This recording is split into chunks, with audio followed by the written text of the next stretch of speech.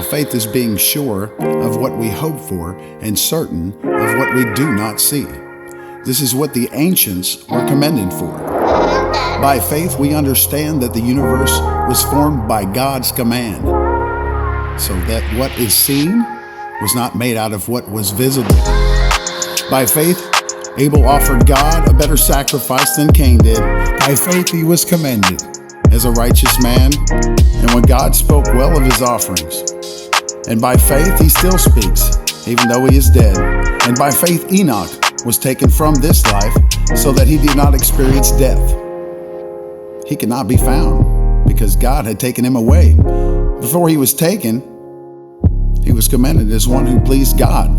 And without faith, it is impossible to please God, because anyone who comes to him must believe that he exists and that he rewards those who earnestly seek him. By faith, Noah, when warned about things not yet seen, in holy fear built an ark to save his family. By his faith, he condemned the world and became heir of the righteousness that comes by faith. By faith, Abraham, when called to go to a place he would later receive as his inheritance, obeyed and went, even though he did not know where he was going. And by faith, he made his home in the promised land like a stranger in a foreign country. He lived in tents, as did Isaac and Jacob, who were heirs with him of the same promise. For he was looking forward to the city with foundations, whose architect and builder is God. And by faith, Abraham, even though he was past age and Sarah herself was barren, was enabled to become a father because he considered him faithful who had made the promise. And so from this one man, and he, as good as dead, came descendants as numerous as the stars in the sky and as countless as the sand on the seashore. Now all these people were still living by faith when they died. They did not receive the things promised. They only saw them and welcomed them from a distance. And they admitted that they were such aliens and strangers on earth. People who say such things show that they are looking for a country of their own.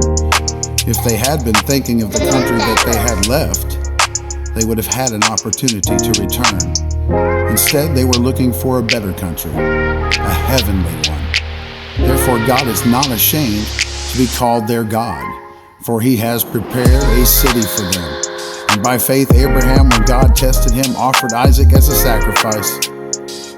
He who had received the promises was about to sacrifice his one and only son, even though God had said to him, "It is through Isaac that your offspring will be reckoned."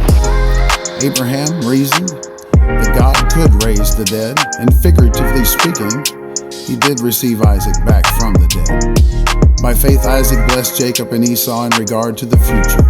And by faith, Jacob, when he was dying, blessed each of Joseph's sons and worshipped as he leaned on the top of his staff. And by faith, Joseph, when his end was near, spoke about the exodus of the Israelites from Egypt and gave instructions about his bones. And by faith, Moses, parents hid him for 3 months after he was born. As they saw, he was no ordinary child, and they were not afraid of the king's edict. By faith, Moses, when he had grown up, refused to be known as the son of the Pharaoh's daughter, and he chose to be mistreated along with the people of God, rather than enjoy the pleasures of sin for a short time. He regarded disgrace for the sake of Christ as a greater value than the treasures of all Egypt, because he was looking ahead to his reward. And by faith he left Egypt, not fearing the king's anger. He persevered because he saw him who is invisible. By faith he kept the Passover and the sprinkling of the blood, so that the destroyer of the firstborn would not touch the firstborn of Israel. And by faith, the people passed through the Red Sea as on dry land. when the Egyptians tried to do so, they were drowned. And by faith, the walls of Jericho fell after the people had marched around them for 7 days. By faith, the prostitute Rahab, because she welcomed the spies, was not killed with those who were disobedient. What more shall I say?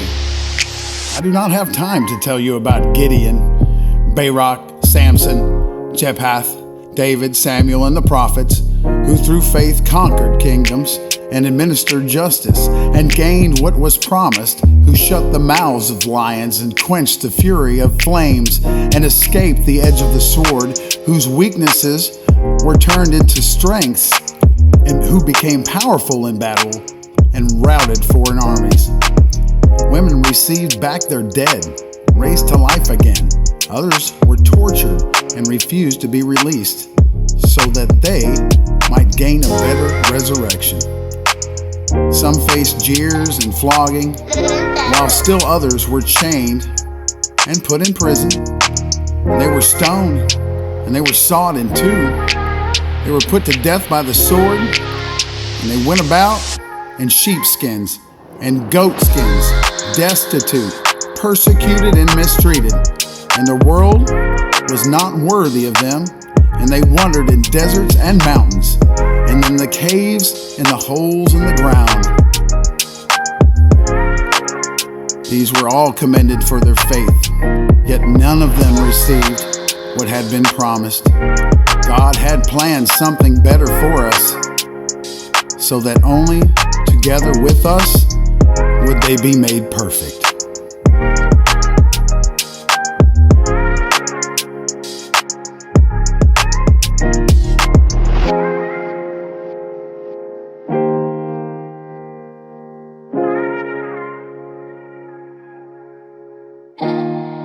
La